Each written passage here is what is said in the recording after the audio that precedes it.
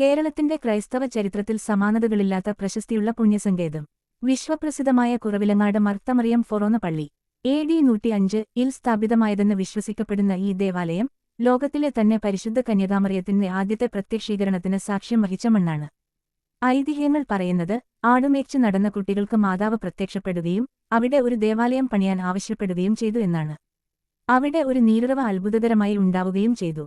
ഇന്ന് ലക്ഷക്കണക്കിന് തീർത്ഥാടകർ എത്തുന്ന ഈ പുണ്യകേന്ദ്രം മലങ്കര നസ്രാണികളുടെ വിശ്വാസത്തിന്റെ ഈറ്റില്ലമാണ്. ഇവിടുത്തെ ഒറ്റക്കല്ലിൽ തീർത്ത ഭീമാകാരമായ കൽക്കുരിശും അതിലെ കൊത്തുപണികളും നൂറ്റാണ്ടുകളുടെ പഴക്കം വിളിച്ചോതുന്നു. കപ്പൽ വിളക്കും പള്ളിക്കുള്ളിലെ തടിയിൽ കൊത്തിയ രൂപങ്ങളും പോർച്ചുഗീസ്, കേരള വാസ്തുവിദ്യയുടെ സമന്വയമാണ്. കടൽ കടന്നുവന്ന വിശുദ്ധ സെബാസ്റ്റിനോസിന്റെ തിരുസ്വരൂപവും ഇവിടുത്തെ പ്രധാന ആകർഷണമാണ്. കുറവിലങ്ങാടിന്റെ ആവേശം 3 നോമ്പ് തിരുനാളാണ്. പ്രശസ്തമായ കപ്പൽ പ്രദക്ഷിണം കാണാൻ നാടിന്റെ നാനാഭാഗത്തുനിന്നും ജനങ്ങൾ ഒഴുകിയെത്തുന്നു. യോനാ പ്രവാചകന്റെയും നിനവേക്കാരുടെയും ഓർമ്മ പുതുക്കുന്ന ഈ ചടങ്ങ് ഭക്തിയുടെയും ആവേശത്തിന്റെയും ഒരു അപൂർവ കാഴ്ചയാണ്. കാലം എത്ര മാറിയാലും തലമുറകൾ കൈമാറി വരുന്ന ഈ വിശ്വാസം കുറവിലങ്ങാടിന്റെ മണ്ണിൽ അനശ്വരമായി നിലകൊള്ളുന്നു. അഭയം തേടിയെത്തുന്നവർക്ക് തണലായി നമ്മുടെ അമ്മയായി കുറവിലങ്ങാട് മുത്തിയമ്മ വാഴുന്നു.